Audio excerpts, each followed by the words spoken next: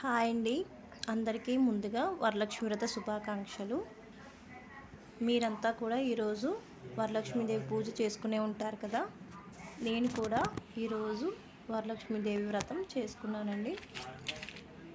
ఉదయాన్నే లెగిచి ఇల్లు శుభ్రం చేసుకొని నేను అమ్మవారిని అలంకరించుకొని పూజ చేసుకున్నాను.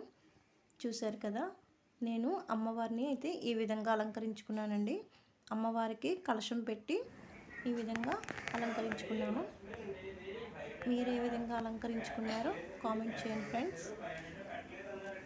ఈ అమ్మవారి ఆశీస్సులు అందరి ఆడవాళ్ళ మీద అందరి మీద ఉండాలని మనస్ఫూర్తిగా కోరుకుంటున్నాను.